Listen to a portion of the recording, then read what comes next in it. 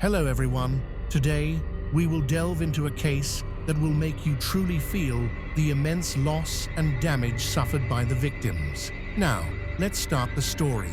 Three strangers accidentally discovered that they all had identical faces, but were unaware that they were victims of an inhumane experiment. Have you ever thought that in this vast world of 8 billion people, there might exist someone who looks exactly like you?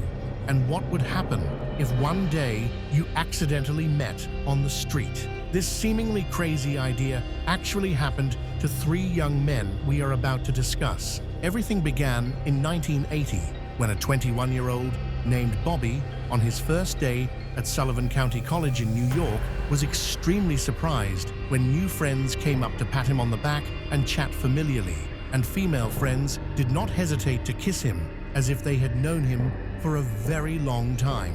When he went to his dorm room, Bobby met a young man named Michael, who was immediately surprised and asked, "Were you adopted? Is your birthday on July 12th?" And Bobby's answers matched perfectly. As they talked more, Bobby found out that he looked exactly like someone named Eddie Gallen, Michael's former roommate who had transferred to another school. Michael said that Bobby resembled Eddie in inexplicable ways, from their backgrounds and birthdays to their voices, smiles, and even hair. Hearing Michael's story, Bobby decided to drive to meet Eddie and quickly realized that they were twin brothers. Besides their way of speaking, their encounters were identical, down to their interests in wrestling and movies, birthmarks on their body, and even having the same IQ of 148. Even the day they first had sex coincided. The strangeness didn't end there. A few months after the local media published their story, another young man named David Kayman proactively contacted Bobby and Eddie, recognizing that they also bore an identical appearance to his own. And when the three stood together, they were indistinguishable from each other. It turned out that Bobby, Eddie, and David were triplet brothers, and all were adopted into families. It was perplexing that even their adoptive parents were unaware of the other's existence. Quietly investigating, the three young men together uncovered a shocking truth. They were the subjects of an experiment conducted 21 years ago.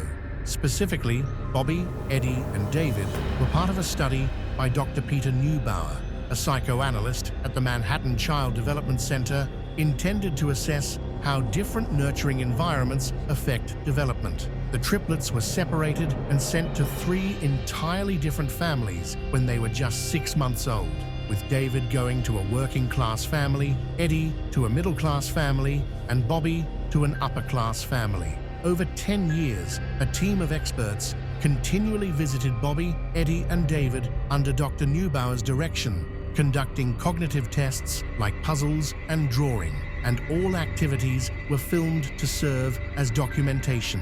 The results showed that all three brothers suffered from behavioral disorders from a young age, with Bobby, Eddie, and David frequently banging their heads against the bed frame. As they grew up, David and Eddie were repeatedly hospitalized for psychiatric care, while Bobby was detained in connection with a murder. They believed that these harms could potentially stem from the anxiety caused by being separated at a young age. The reunion made the three brothers, Bobby, Eddie, and David, extremely happy. They even found their biological mother and together opened a restaurant in 1988.